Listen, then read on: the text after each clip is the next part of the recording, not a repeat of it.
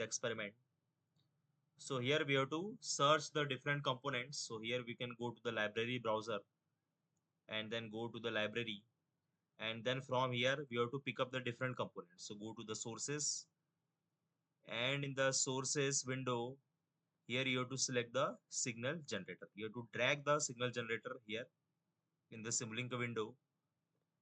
Okay, so this is the one way of putting the components. This is the first way of putting the components here, dragging and putting the components. There is one more way. Directly double click on this window and type the name of the component. So we want a scope for displaying the waveform. So increase the size. Okay, and after this just connect the source with the scope, and after this we have to run the simulation. So here the waveform will be plotted on the scope. Double click on the scope, and here we can see that the waveform is displayed. So similarly, if you double click on this signal generator, here we can change the different waveforms. Suppose you want a square wave, click on OK, and then again run the circuit, and then double click on the scope, so square wave will be displayed. Similarly, from here we can change sawtooth waveform, and if required, here we can change the amplitude of the waveform also, and we can also change the frequency of the waveform. And then again run the circuit, and then from the scope we can see the waveform. Similarly, here the last waveform we can select as the random.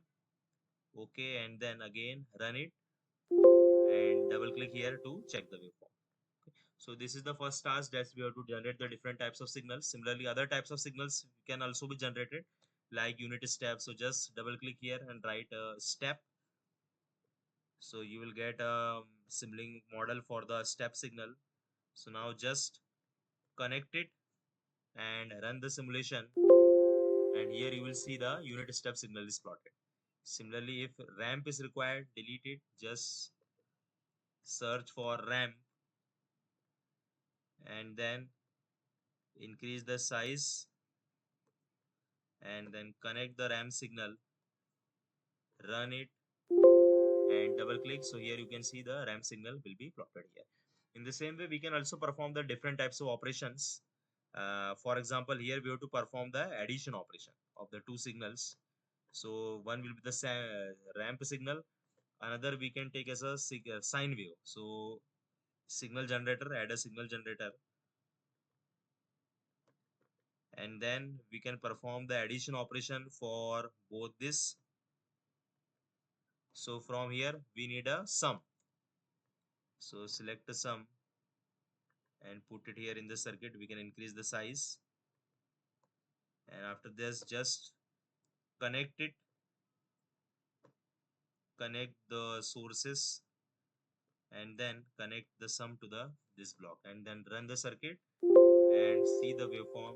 This type of the waveform. In the same way, we can perform other operations also like addition, subtraction, multiplication, division. Okay, so this is all for the today's experiment.